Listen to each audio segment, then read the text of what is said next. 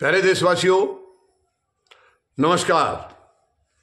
आज मैं आपके साथ चर्चा करना चाहूँगा राहुल गांधी का जो पटना दौरा हुआ और उसमें किस किस्म के रिश्ते किस किस दिशा में बढ़े हैं, यानी आरजेडी के साथ, जेडीयू के साथ और इधर बीजेपी में खलबली। मैं इसके बारे में आपसे विशेष चर्चा करना चाहूँगा।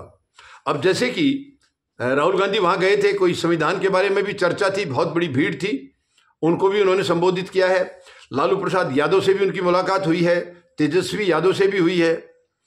और इन्होंने भाषण में, हालांकि ये जो जाति जनगणना के बारे में वहाँ बिहार गवर्नमेंट ने फैसला किया था और जाति जनगणना कराई थी, उसको फेक बताया है, उसको राहुल गांधी ने फेक बताया है। अब हालांकि वो कराई तो नीतीश कुमार ने थी, नीतीश कुमार ने ये कराई थी जब तक वो एनडीए में दोबारा नहीं आए थे, तब कराई थी। और इन्होंने नीतीश कुमार का हालांकि कोई नाम नहीं लिया है, एक शब्द भी उनके खिलाफ नहीं बोला है। हाँ, उस जातिगत जो जनगणना है उसको फेक बता दिया है, यानी वो गलत था, जनता की आंख में धूल झोंका है, ऐसा बताया राहुल गांधी ने। तो ये क्या इशारा कर रहा है?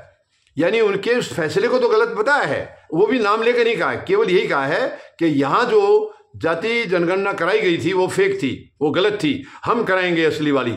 ये कहा उन्होंने, हम कराएंगे और जरूर कराएंगे। और उन्होंने ये भी बात कही कि मैंने लोकसभा में भी दोहराया है, वर्तमान प्रधानमंत्री महोदय के सामने कहा है कि आप ही के सामने हम यहां जाति जनगणना करा के दिखाएंगे, ये कहा है। और बिहार वाली को इन्होंने फेक बताया, मगर नीतीश कुमार का नाम बिल्कुल नहीं लिया है। हालांकि हलचल परसों 18 तारीख को भी काफी हुई है, कल भी काफी हुई है, और आज देखते हैं कुछ परिणाम। जैसे कि मैंने कहा था कि 20 जनवरी तक कुछ डेवलपमेंट जरूर होगा, क्योंकि गृह मंत्री परसों ही भागे थे हैदराबाद, चंद्रबाबू नायडू से कल उनकी मीटिंग हुई है। अब उन्होंने फिलहाल तो देखो कोई ऐसा एकदम तो नजर नहीं आया कि चंद्रबाबू नायडू इनको छोड़ रहे हैं, लेकिन हाँ, बिहार के डेवलपमेंट के ऊपर उनकी नजर पूरी है। और बाकी जो छोटे दल हैं एनडीए के, उनका भी झुकाव इंडिया गठबंधन की तरफ होता नजर आ रहा है, उनका भी झुकाव हो रहा है इस तरफ। तो अब ये सारा जो कॉम्बिनेशन है, यानी राहुल गांधी का पटना का दौरा, जाति जनगणना के बारे में सवाल उठाना, नीतीश कुमार के लिए एक शब्द भी नहीं कहना, और यह भी पता लगा, अभी इस बात की कंफर्मेशन नहीं है, ये पुष्टि तो नहीं हुई है, कल सुना है कि तेजस्वी यादव और नीतीश कुमार की मुलाकात हुई है। अब हालांकि कंफर्म नहीं है, लेकिन ऐसे सुना है, किसी न्यूज चैनल पर मैंने सुना था कि इनकी मीटिंग हुई। अगर इनकी हुई है तो फिर तो मामला बहुत सच में फिर तो गंभीर है। फिर तो जो बीच में सुन रहे थे नीतीश कमजोर पड़ गए हैं, इसका मतलब तो फिलहाल नीतीश ठीक ठाक जिंदा है, मतलब ठीक ठाक स्पिरिट में है, वरना तो ऐसा लग रहा था कि वो कंडेम हो चुके हैं। अब आज का दिन एक महत्वपूर्ण दिन है, क्योंकि 18 को जो मीटिंग हुई है, 19 को गृह मंत्री की हुई है चंद्रबाबू नायडू से।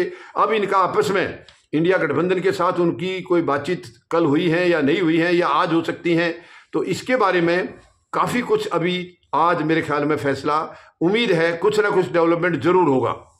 क्योंकि गृह मंत्री वहां भागे थे, इसीलिए भागे थे कि नीतीश अगर छोड़ रहे हैं, हालांकि नीतीश के जो सांसद हैं उनको तो इन्होंने कब्जा रखा है, वो मुझे लग रहा है नीतीश के साथ नहीं रहेंगे, लेकिन फिर भी भय है गृह मंत्री को कि क्या पता कहीं पासा पलट जाए और चंद्रबाबू नायडू भी अगर गड़बड़ कर गए तो मुश्किल हो जाएगी, सरकार इनकी गिर जाएगी। तो उस चक्कर में गृह मंत्री तुरंत भागे गए थे, और काफी बड़ा पैकेज भी उन्होंने कल भी घोषणा की है हैदराबाद के लिए। यानी ये भी देखा जाए तो एक आप खरीद रहे हैं, समर्थन जो है खरीदा जा रहा है। आप बाकी देशों राज्यों को तो नहीं दे रहे हैं इतना, जहां उनको तो बिल्कुल खुला हाथ करके दे रहे हैं, तो कहीं ना कहीं वो सरकार चलाने की एक कीमत उनको चुकाई जा रही है, समर्थन की जो है कीमत चंद्रबाबू नायडू को चुकाई जा रही है। मगर चंद्रबाबू नायडू भी बहुत मजे हुए खिलाड़ी हैं, वो क्या क्या इनसे और हासिल कर सकते हैं और कब पासा पलट जाएंगे ये उनका भी कुछ क्लियर नहीं है। जैसे उनको साफ नजर आया, क्योंकि इनके ऊपर जो आज सरकार गलत काम कर रही है, गलत नीतियां बना रही है, उसका दाग तो उनके ऊपर भी लगेगा। जो 2 बैसाखी हैं, बैसाखियों पर भी दाग तो लाजमी है। तो शायद उस दाग से बचने के लिए चंद्रबाबू नायडू, जो तेलुगु देशम के राष्ट्रीय अध्यक्ष भी हैं और इस वक्त आंध्र प्रदेश के मुख्यमंत्री हैं, वो कब पासा पलट देंगे। उन्होंने, आपको ध्यान होगा, जब अटल बिहारी वाजपेयी जी की सरकार थी तब भी उन्होंने समर्थन वापस ले लिया था, और अब भी वो मौके की तलाश में है। जैसे ही उनको मौका लगा तब, यानी जब तक इनको निचोड़ रहे हैं वो ठीक है, जब जिस वक्त निचोड़ना बंद हो जाएगा तो वो पासा पलट देंगे, इसमें कोई दो राय नहीं है। चंद्रबाबू नायडू कोई लिहाज शर्म नहीं रखेंगे। तो अब इंडिया गठबंधन की भी उनके ऊपर नजर है और उनका भी झुकाव, चंद्रबाबू नायडू का कहीं ना कहीं इंडिया गठबंधन की तरफ झुकाव जरूर है। और मौके की तलाश में वो, जैसे ही उनको लग गया कि यहां पर ये एनडीए की सरकार अब कमजोर पड़ रही है या नीतियां और गलत हो रही हैं, वो तुरंत पासा पलट जाएंगे और इंडिया गठबंधन की सरकार वहां पर बन जाएगी। हालांकि एक बहुत बड़ी चीज अभी बजट सेशन में भी देखने को मिलेगी। अगर ये 31 जनवरी तक सरकार बरकरार रहती है तो 1 फरवरी को बजट पेश होना है, तो बजट के दौरान भी देखा जाएगा रवैया। देखिए, सरकार गिरने का खतरा इसमें भी हो सकता है। बाकी अभी मेरे हिसाब से तो मुझे ये लग रहा है कि शायद ये जनवरी का महीना पार नहीं हो और सरकार गिर जाए, ऐसे मुझे आसार लग रहे हैं, क्योंकि वफादारी कहीं भी नजर नहीं आ रही है। महाराष्ट्र में भी आप देख लीजिए, एनडीए के जो बाकी सहयोगी हैं यानी बीजेपी के अलावा, उन दोनों का, तीनों के साथ में तालमेल अपना बिल्कुल गलत है, सही तालमेल नहीं है इनका। तो हो सकता है अगर वहां भी ये दोनों, अजीत पवार और एकनाथ शिंदे, अगर इनके खिलाफ हो जाते हैं तो सरकार भी गिर जाएगी और इधर केंद्र की भी गिर जाएगी और महाराष्ट्र की भी गिर जाएगी। मतलब इस वक्त जो माहौल चल रहा है वो बहुत ही खतरनाक है। उधर बिहार की सत्ता के ऊपर खतरे के बादल हैं, उधर बिहार इसके महाराष्ट्र वाली पर भी है। तो ऐसे ही इस वक्त जो आसार नजर आ रहे हैं वो बहुत ज्यादा अच्छे नहीं है, ना तो केंद्र सरकार के लिए ना इनकी राज्यों में।